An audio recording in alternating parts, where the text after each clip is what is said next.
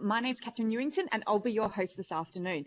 Today we are looking at our webinar number 8, our final webinar in our series, and I'm going to take you through the ACS ICT Educators Program and the work that ACS does to support the teachers with the digital technologies curriculum.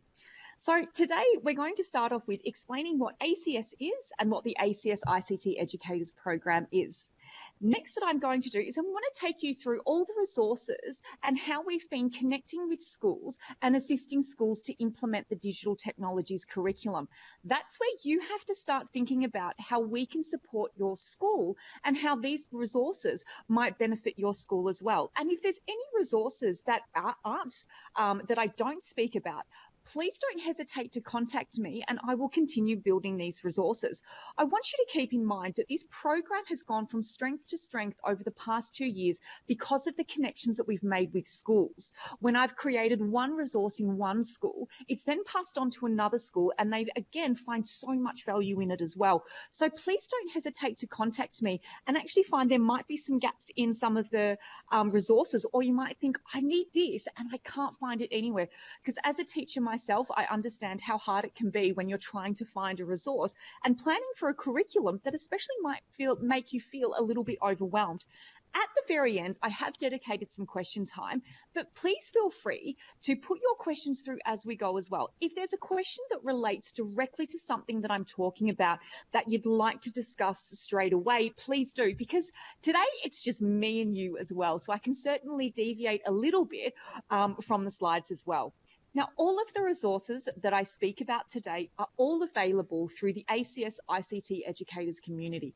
And if you haven't signed up, please do. So the website is just there. So take a little bit of a screenshot. I will have this same website up on our very last slide as well. So if you are frantically writing it down and you don't finish it, because I might change the slide a little bit too quickly, fear not. But all the resources that I do speak about today, not only are they available in a resource folder, but if you're watching this at a later date, all of the resources are available through our community of practice in a dedicated forum area for you as well, just so it's quickly for you to access. Now, if you haven't heard of ACS before, ACS is a member-driven organisation and a non-profit organisation as well. And we're the peak body for IT professionals. And so it's our main aim as ACS is to grow the capability and the capacity of the Australian IT workforce. Each year, ACS produces something called the Digital Pulse, and it's an annual publication that we do in collaboration with Deloitte, and it looks at the landscape of IT within Australia. Now, two major factors keep popping up year after year, and at the moment, we've got 29% of IT workers and the workforce is female. So there's certainly a disparity between the male and females. And then also there was a prediction last year in our previous Digital Pulse that Australia will have over 100,000 jobs IT vacant and needed by 2024. So just understanding the landscape of the need for IT professionals in Australia. A couple of years ago, ACS decided that because they are the peak body for IT professionals, that they wanted to contribute to the growing IT workforce within Australia. That's where the ACS ICT Educator Program was created. And it is a community where the main aim is to support the Foundation to Year 10 digital technologies curriculum to drive high quality lessons to focus on the digital technologies curriculum. So that's kind of where we all come into it and why we've created this program and how we want to assist and help develop our Australian workforce. So understanding though that there has been some confusion in the past about the difference between ICT and the digital technologies curriculum. Although it's called the ICT Educators Program, we're actually coming from an industry perspective. So we use the words ICT to describe technology.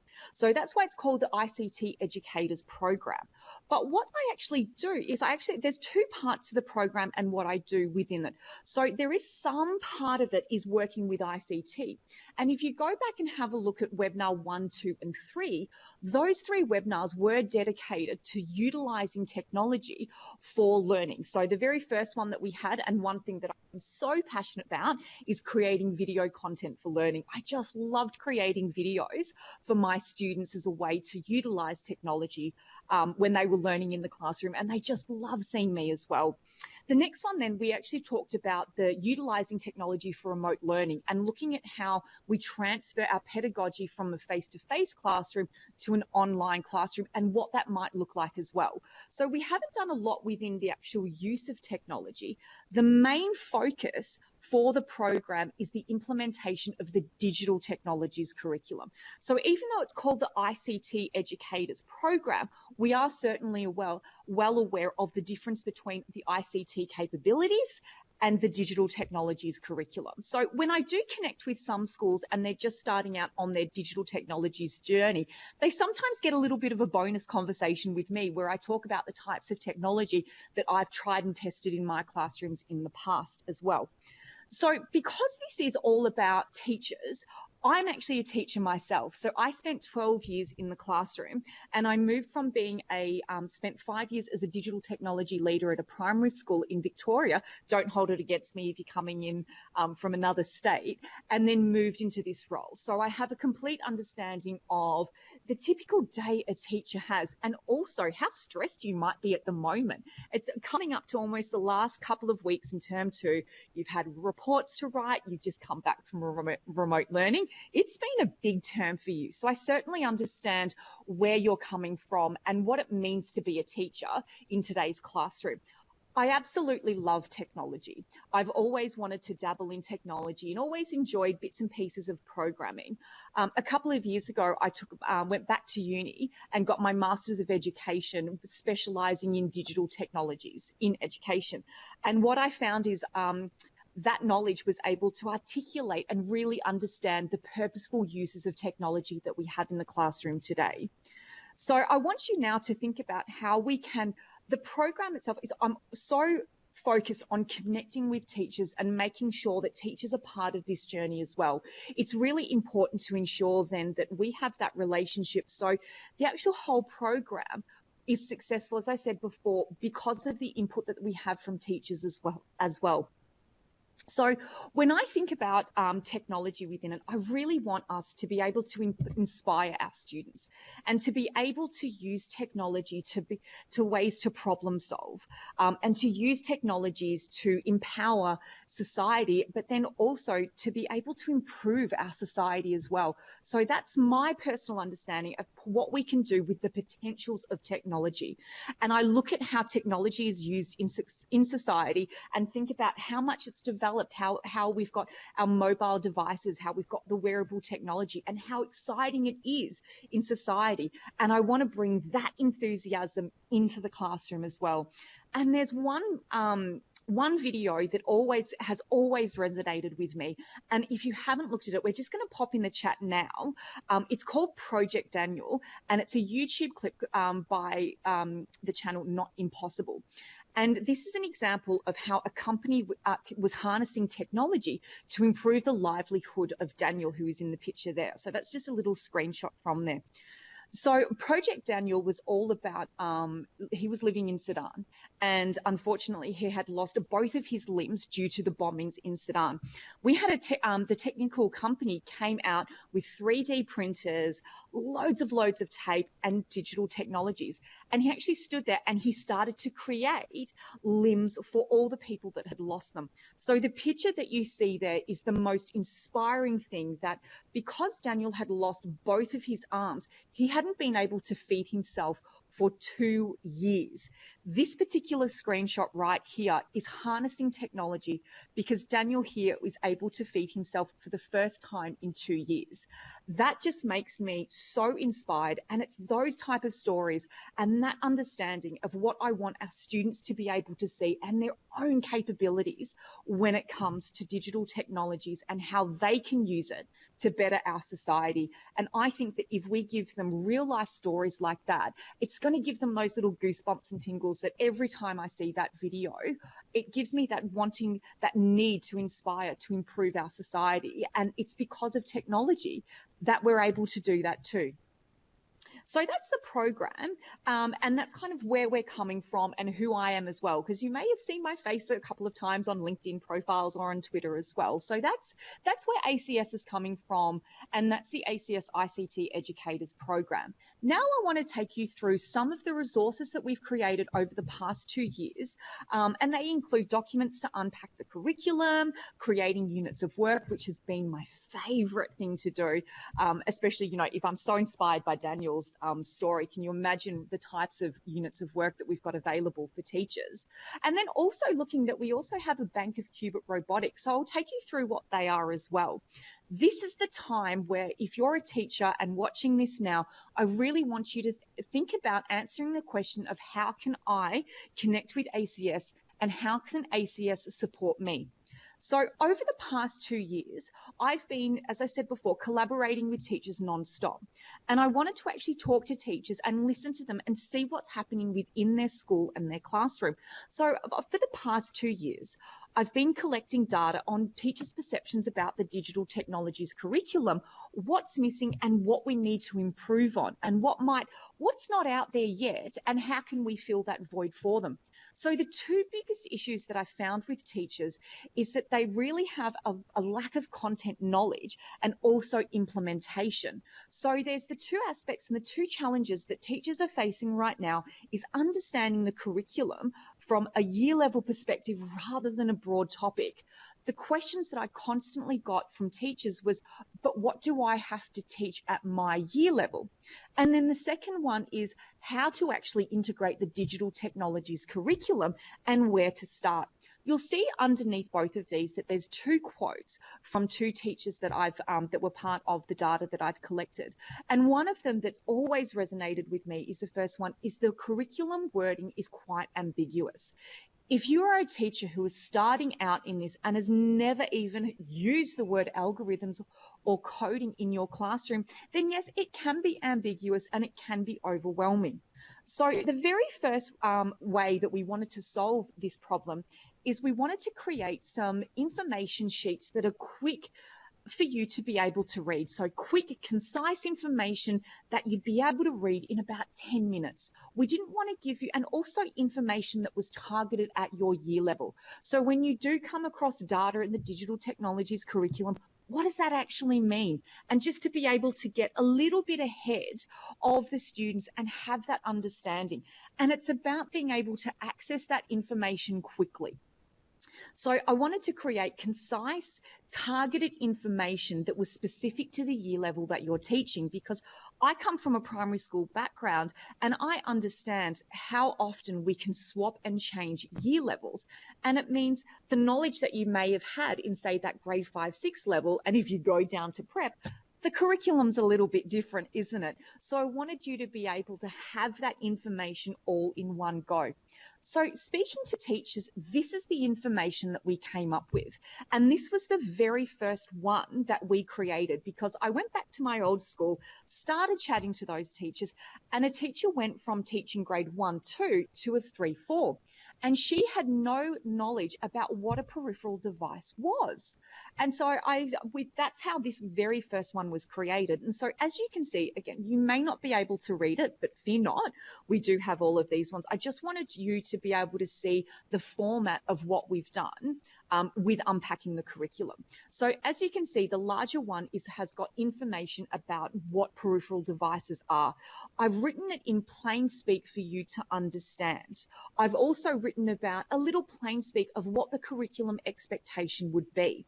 Then you'll see that there's a little square, it's like an image in there as well. That's a link to a YouTube video that further explains what a peripheral device is. I mean, if you were to do a blind Google search on peripheral devices, you're not really finding what information you need to target that grade 3, 4 level. I've done that for you. Then, being a primary school teacher, and I do love creativity, we then went and created some infographics for you as well. So you can see this poster is clear and concise for you. All the information that is on that other side is available in that poster for you as well. The intention was to create that as an A3 size and use it as a poster in your classroom. It's just given you that information and a place to go where you know that information has been specifically written for content that's in the Australian curriculum. And I will talk about the different states as well later on too. So don't think that we are just focusing on the Australian curriculum. Coming from Victoria, I'm understanding that there's Victoria, New South Wales, Western Australia. There are some differences, and we're certainly catering for those teachers too. These resources ended up being so successful that the teachers then were going, well, where do we go to get our students learning about this information too? Because again, imagine doing a blind Google search. You've got that grade 5, 6 class, and they're trying to unpack the concept of binary code. It can be quite difficult for them, especially those students who have a low comprehension reading level. And so that was then that was one of our next projects that we did. We started to unpack the curriculum and started to create these information sheets for our students. So what I've done in this one is that binary code comes into the grade 5, 6 curriculum. I've thought about those grade 5, 6 students and thought about it and written it in a way that students at that year level would understand. What I've done is that I've actually taken how you would learn a language at school and relate that to binary code, and how binary code is a digital systems language. That way then they have more of an understanding, and it's tapping into something that they already have experience with. What we also then created was a binary code poster of the alphabet in capital letters and in lowercase, all in one spot for those students. And again, that little image that you'll see, that's a video if your students need any further information. And I was so excited when I test drove this at a school where I had 2 girls were sitting down, they were learning about binary code, they read through it, they watched the video, and they turned to me and said, "Is that all that it is?" And it's so lovely that those students then are grasping concepts that they actually thought were quite difficult to begin with. And so as you can see, for a primary school now, these are all the resources that we have to help you unpack the curriculum. So I've even then put them in order of the curriculum that's the way that the curriculum is written as well. Not only have we done that, but when you go onto our resource page, I'll actually, in a description, I've actually put your codes of the curriculum next to it as well. So if you're reading the curriculum and then you come across the code at the very end, jump onto the ICT communities, and then you'll find that I've done the corresponding code to the resource for you as well. The biggest issue that I do have at the moment is you'll notice that the student-focused resources are very heavy for grade 5, 6s.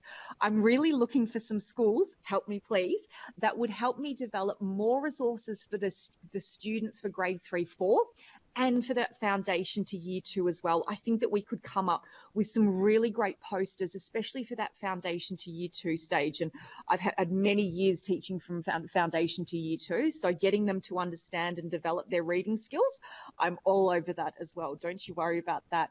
For year 7s and 8s and 9s and 10s, we haven't touched too much in the secondary area, and I'd love to continue doing some secondary work with teachers as well. So if you're a secondary school teacher, please, how can I help you and how can I support your school to develop resources for your students? The next one that we've had is that I noticed that when we were looking at what the digital technologies curriculum entailed, and because this is a complete national program, we're not actually governed by states or departments, so we support all teachers. One thing that I did notice is that there is a difference between some of the implementation that's happening in different states. So I know from my personal experience that Victoria doesn't follow exactly the Australian curriculum. And what I wanted to then create is look at, and some teachers, when I have worked with them in the past, that they're so overwhelmed in this space that the reality is that any lessons that were marked against the Australian curriculum, they didn't actually touch them because they thought that they were specific just for the Australian curriculum. So they just left them behind. And so what I then wanted to do was create documents that looked at the Australian curriculum and where it was in comparison to your curriculum. So here you can see that we've got the digital technologies curriculum is in green, And then the other side, and I think this is for WA, is in light blue. So then if you do happen to come across a resource that's marked against the Australian curriculum, use this quick little tool to help you find where it actually matches and if it matches with your curriculum. We've done this for New South Wales and the Science and Technology syllabus. We've done it for the Victorian curriculum, and we've done it for the Western Australian curriculum as well. So it's all there ready for you to access. I'd really also like to, and I think something like this would be really valuable as a tool to conduct a staff meeting with any teachers who are kind of not quite sure if they can be using the Australian curriculum, or they might actually not even look at any of those sites because it is marked against the Australian curriculum. I think we need to, encourage our teachers to look at all the resources, but then to be able to pinpoint where it actually sits within your state and your curriculum. The next one that we have is that where and how teachers implement the digital technologies curriculum. And this is my favourite one because I've always been known as a bit of an ideas woman at my previous school. And my students would always say to me, "Oh, Miss Newington, you've just always got so many ideas." And they actually just got over how creative I was by the end of it. I'm sure that they're missing my creativity nowadays. But what I wanted to create is a bank of resources that would help you unpack the digital technologies curriculum, but look at what you're already doing in the classroom and how we can put that into the digital technologies curriculum. So I looked at what you're already doing as far as inquiry units with the lens of digital technologies. And so I've done this by connecting with quite a lot of schools, and I connected with one school for 2 years as well. So the connection, if you want me for a term, you've got me for a term. If you want me for a year, you've got me for a year as well. But what I wanted to then create is more of an idea behind how you can implement the curriculum. I didn't want to go in and I didn't want to go, here's something to add on. I know a lot of teachers, again, who are feeling overwhelmed in this space, they always have said to me, it's another thing I have to teach on top of what I'm already doing. Whereas I've come into the angle to help those overwhelmed teachers and get those overwhelmed teachers excited by tweaking what you're already doing to then incorporate the digital technologies curriculum. So when I've written these ones, and I'm going to show you one of the examples very briefly of the layout of it, is that I include all of the relevant information like key ideas, key questions, learning intentions, success criteria, because I hated always writing a learning intention and success criteria. So I've taken that burden away from you. And I've also created a bit of an assessment structure for you as well to help you if you have to mark against the digital technologies curriculum and also have to write a report comment too. You can tell I'm a teacher, can't you? Because I understand and I know what is expected of you. And I've put that into our planners, ensuring it is mapped against the digital technologies curriculum. So again, going back to that project, Daniel, as well, is that if I was to look at implementation of any lesson within our classrooms now, I would consider and I'm always trying to consider these 5 important skills and concepts that I want my students to be looking at. And one of them is cross-curriculum. And I want my students to understand that if they're learning something in science, say data, then that knowledge is relevant in another one. What they're learning in mathematics has true value and value in science. And so I really want them to be able to see how other areas of the curriculum join in together and how they interrelate. I don't ever want to just silo and just teach them science, because if we were to do that, and if you were to do something like teaching, say, each of the subjects siloed, you'd be teaching data at least 5 times. But I want my students to be able to see how digital technologies curriculum can be a catalyst for other areas that they're already learning in. And again, going back to that global idea, which is then I want them to understand that the knowledge that they're learning in the classroom has a global context and it's real life, and that real life then turns into deep and authentic learning. I want my students to be able to collaborate with each other and learn from each other and not just have the teacher as the sole the holder of all knowledge. I want our students to be able to work together on projects and to learn together as well. I want them to develop critical thinking skills to be able to promote their own learning and their own development with their learning as well. I want them to be driven by their own creativity and to be able to create their own projects as well. All of this understanding and the concepts that I try and put in all the time is, you may have heard some of those ones, is Michael Fullan's 6 C's, and also deep learning, which is Michael Fullan was part of the deep learning. And it's all about creating that authentic experience and really utilizing technology. So I want to take you through now just one sample of the types of work that we do with classrooms. And a teacher came to me from a specialist teacher, and she wanted to use Minecraft, but she wasn't really sure how she could use it. And so what we then created was a unit of work which is freely available on our ICT Educators Community of Practice. It's all about enhancing communities with Minecraft. So again, I'm all about that global idea. We got this idea because there is a non-profit organization called Block by Block. And what they do is they use Minecraft to help underprivileged people in their societies and communities to have a voice on what they could do with land within their community. So it means then that these students from around the world are creating real life scenarios of how you could improve your community through using the platform of Minecraft. So as you can see here, that it was targeted towards the grade 5-6 level. And it was describing how digital technologies can be used to help our communities, and really in that design phase and look at it. We use Minecraft as the catalyst, and we use that as the solution to be able to use it to create a digital design. We looked at then how coding could be implemented into that as well, because Minecraft does have that functionality within it. The little picture that I've got there is a picture of a real life plan that was created in Minecraft through Block by Block that was creating a play area for children in Palestine. How valuable is that type of learning going to be for our students? So part of the unit of work starts off by looking at how Minecraft has been used around the world to create these communities. And then as you can see here, now I don't expect you to read this at all, but what I want to really hone into you is that there's not much detail with the actual lessons themselves, because I consider you a professional. I know how you teach, and I know that you know how to teach.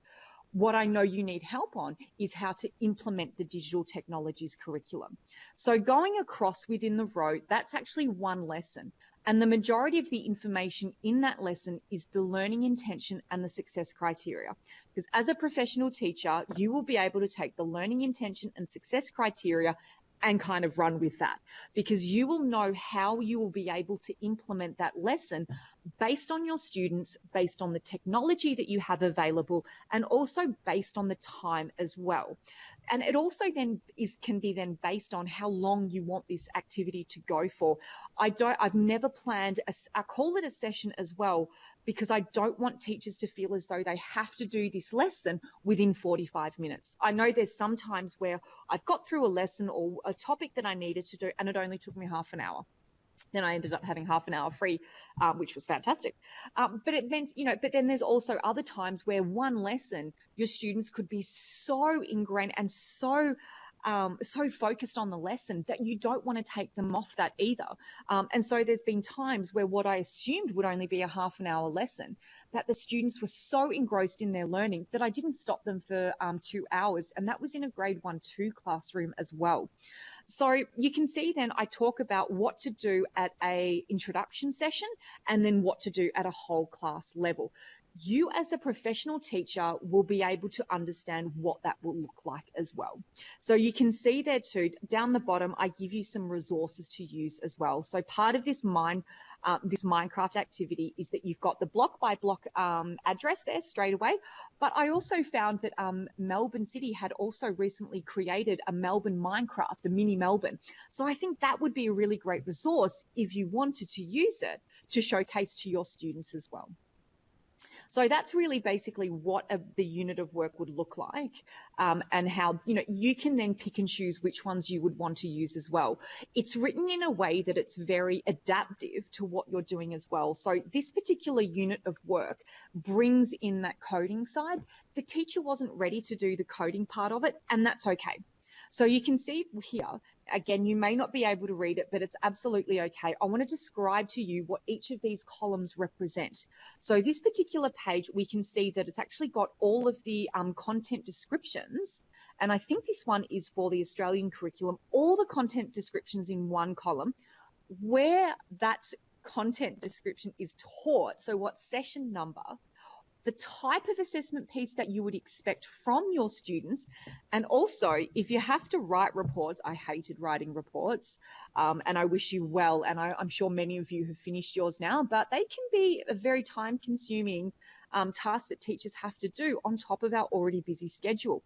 So I've created some blanket statements for you to use in case you need to write a couple of comments about digital technologies in your reports. It's based on those lessons, so it's almost consider it as a springboard of supporting you in that particular area as well. The lessons and units of work that we have available for our primary school are all up on here now. So you can see that we've marked fairy tales to the digital technologies curriculum from our foundation to level 2. I love those ones. One of my favorite activities is looking at the Tower of Rapunzel and how the students can design a digital technology system to get the prince up to Rapunzel so he doesn't have to climb her hair. I think that would be just giving our students that opportunity to be quite creative, and it's just basic pen and paper as well. You can see that we've got some other ones in our 3-4. The Scratch projects right down the bottom is all about just taking little bits and pieces from, and it's focusing on the coding curriculum, but I'm also taking the science curriculum and looking at how we can integrate the science curriculum into that visual programming. I've started a channel in Scratch called the ACS ICT Educators, and I want to start to create a bank of projects that are aligned to our digital technologies curriculum, but also our science one as well. So I do know for the grade 3-4 level, it's all about categorizing animals in science, in the biological science area. So then they were able to create just, categorizing, putting living and non-living. And, it's a way, if you are ready to start visual programming, it's a way that you can implement programming, but also be able to have something to assess against the science curriculum too. In 5-6, we spoke about the Minecraft community. In our high school area, if you're a secondary school teacher, we don't have a lot of information and a lot of resources available yet for you. However, I would love to connect with more secondary school teachers to develop more resources. So the 2 units of work that we have for year 7 and 8 and year 9 and 10 is Stress Less, is all about developing an app to help students with their negative emotions. So they identify specific negative emotions and how they can use digital technologies to help them recover from those times that they might have. So if they're feeling nervous, what could they put on there? If they're feeling frustrated, then they press the frustrated button and some calming music comes on as well. So I think that would be a really great one to do, especially now that we've got our students coming back from remote learning, and it's been a very disruptive year for many of our students. Creating entrepreneurs for our year 9s and 10s is all about looking at entrepreneurs and what they're doing, and how entrepreneurs and how digital technology has disrupted the idea of making money. So our year 9 and 10 students identify a problem in their society that they would like to solve, how they can solve that with technology, and create a little bit of a business plan of how they could make money. It's inspired from businesses like Airbnb and Uber, Menulog, and all of these different ways that we now use technology that we haven't before. Whole school plan, and I know that I've spoken to a couple of teachers talking about scope and sequences. So I've got one scope and sequence at the moment for foundation to year 4, but I would love to have a bank of scope and sequences that teachers can come in and almost just nitpick and see what's appropriate for that year level as well. One of the hardest things is going down the path of having a specialist teacher, but having no program written before. It can be an extremely daunting task to try and create something from nothing almost. And so we've also got some lunchtime coding activities. So again, it's all about minimizing your planning time for you. So helping you out. And so you might actually have a Saturday evening to yourself for once. How great would that be? But the coding club activities, and to be honest, I really struggled to create a coding club at my previous school just because of the amount of time it took to find and locate appropriate activities. We've done that for you. So we've created a list of 10 activities from scratch, from using microbits, I think is up there, MBOTs, Spheros, so all different activities, and all they are is just, I've kind of found the 10 the best of the best. Then from those, they're more like instructional activities. Then from those instructional activities, we've then created some projects for them as well. So once they've got that skill, where can they go next with all of it as well? So that's all there. Again, it's all available for you to use. The next part that I want to show you how we're supporting teachers is by, we've partnered with a company called Qubit, and we have a bank of these Qubit robotics that are available for teachers to borrow. So if you're like me, and my previous school, I didn't have a digital technologies budget, so I did a lot of unplugged activities, but I would have loved to have gotten my hands on a set of robotics just to get the students started. Qubit has the same approach that we have to education, where it's all about design challenges, and it's also problem-based and for real life as well. Qubit have done a remarkable job of supporting teachers with all of their units of work. So not only have they got some robotics, but they also have a bank of curriculum documents that you can use as well. So you can see that this one here is designing high-tech transportation systems. So we're using robotics in a real life situation. Although this is an American brand, what I found that works best for Australian teachers is to grab bits and pieces from different tasks and activities and workshops that they already have and kind of mold them and modify them so that it's appropriate for your classroom and your students as well. It gives you all of the code as well, so you could pass that on to your students. Every single topic that they've got has a PowerPoint slide and a PDF available for you as well. So they've really thought again of everything. And because we've connected with Qubit, they've also employed a lot of teachers. So this is teachers creating content for teachers. Which I think is so important, because both then Qubit and ACS understand where you're coming from too. So the actual workshop in Qubit, here's just an example of getting the lights to flash on and off. I did an activity in this class in a grade 3-4 classroom at the end of the year, and one of my friends is a science specialist teacher, and I said to him, I'm like, I'll come into the classroom. And what we ended up doing was within an hour, we had the students already coding independently, but we actually had them coding. I love Christmas carols, so it's time of year, we've got Christmas carols, and I always love to see lights and how the lights flash and move to the tune of the Christmas carols. We got the students doing that, and it wasn't an assessed activity, but it was an activity that developed their skills with Qubit. So it meant that when they wanted to use them for the following year, the students already knew how to use them as well. But it was such a fun activity. You can see with this particular one, it's just drop and drag as well, and you just kind of connect everything up like a little bit of a circuit too. Here's all the activities and lessons that Qubit have available for you as well. And again, it's going in and it's aligning technologies and robotics with real life situations. So creating a life cycle model. And I do know that life cycles do come up in our biological science. Don't test me on exactly where, but I do know that it's there. I also know a lot of schools are going down the road of having a big concept of sustainability. So they've done a couple of activities about looking at sustainable and how to create a sustainable house as well. Exploring sound is in our science curriculum for foundation to year 2 as well. So you can see that you might be able to use some sound, and there's a buzzer in there. There's so many robotics that they have available. My very favorite activity is one that I've done in the classroom, is that creating a structure that is earthquake proof. So you can see on the left-hand side, there's a couple of students. It was in a grade 5-6 class. We were using spaghetti and marshmallows to create a structure. We then grabbed the structure and tested it out using the robotics on an earthquake simulating table. So there was 2 motors that rotated back and forth, which then allowed the platform to move back and forth. What impressed me the most is there's a little dial and you can change the severity of the earthquake shake. It meant then that the students were looking at the purpose of robotics for a real life situation.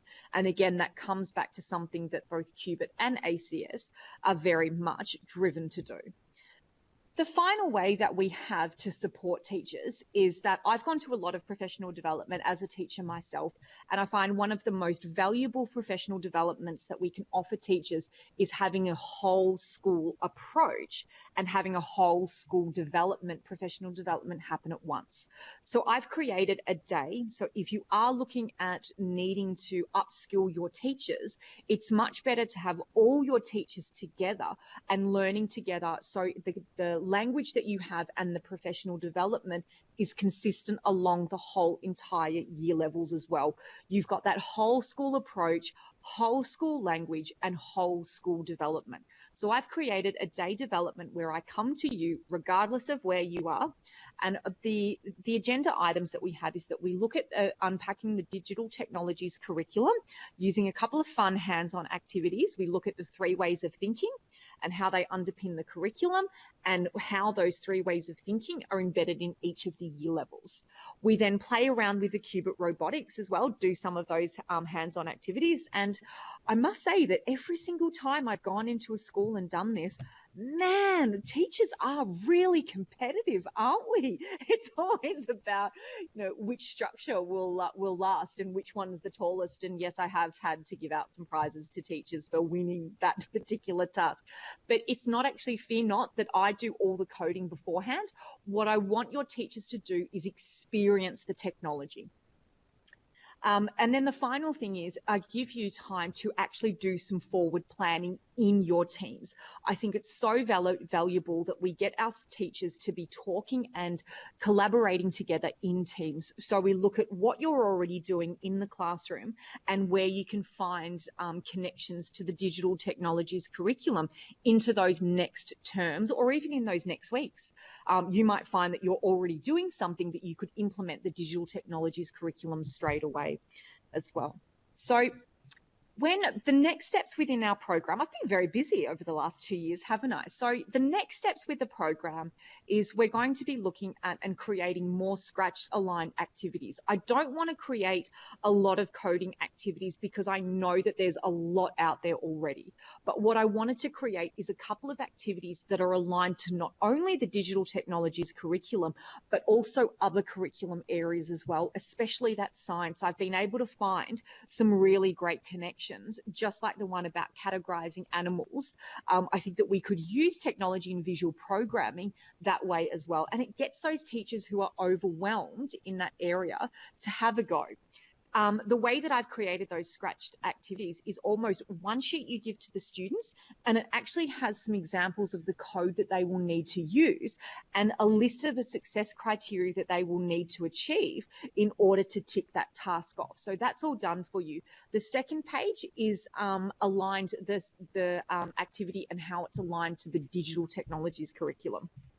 I thought about aligning it to other curriculum areas, but that would just put me down a rabbit hole that would just be too much for me, too much for one person to do. So I have just focused on aligning all of these to the digital technologies curriculum, but do give you hints and tips where other curricular areas can come into it.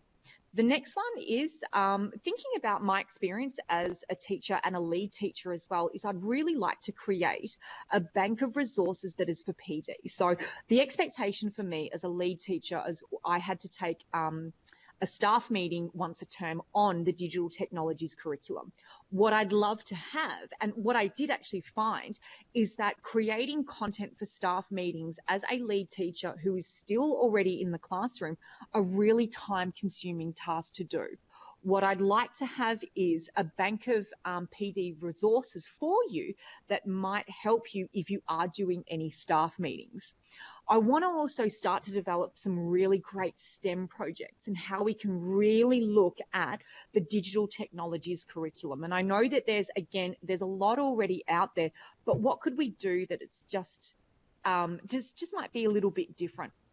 I'd love to also continue working with more secondary schools teachers and develop more secondary units of work, especially around emerging technologies as well, and bringing in, again, that relevance of what's happening in society into our students and how what they're doing in the classroom can relate back to IT careers, to see that there is the pathway between what they're doing now and where they might want to take an IT career.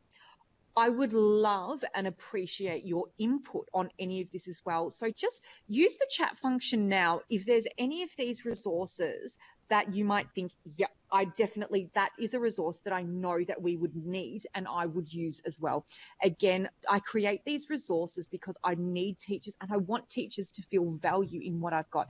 Also, if there's anything that you're thinking about that you might need, pop it into the chat as well, because then I will actually use that as feedback to help me further develop more resources, because at the end of the day, we are here to support your needs and we are here to support your development with the digital technologies curriculum, regardless of what that looks like. Now, just thinking about the final thoughts that we have when it comes to the digital technologies curriculum, and seeing that this is my last webinar, I wanted to think about what it means to be teaching the digital technologies curriculum.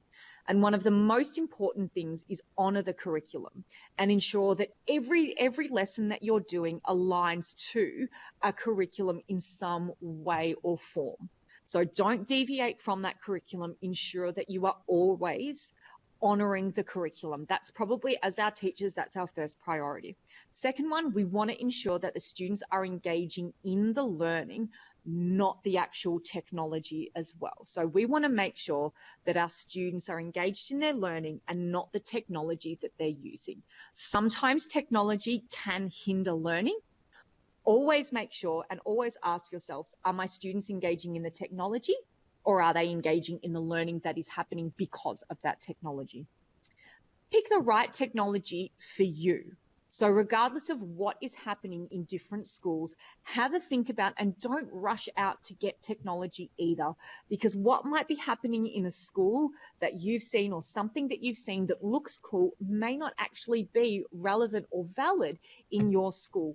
Always put the context of your school first and think about what your school needs are as well. And obviously your budget will certainly play a big part in that as well. Take your time with purchasing anything that is technical, and also ask yourself with that, how often would that technology be used? When we purchase technology, it's quite a large investment for our students and for our school as well. And we want to make sure that if you're going to only use that technology once a term over a 2-year, then ask yourself, is it the right type of technology? And is there any point spending and investing all of that money when the students may only use it 2 or 3 times? And is it only used in one particular year level as well? Try and find that technology and you'll know, and just start having a look and asking other people what they're doing as well with that. Connect with ACS. We are always here to support you and help you with your development, wherever that may be. You might be just starting out. Sorry, just saw one of the questions. You might be just starting out, or you might be quite au fait with technology. Regardless of where you are, it's all about creating a partnership with you.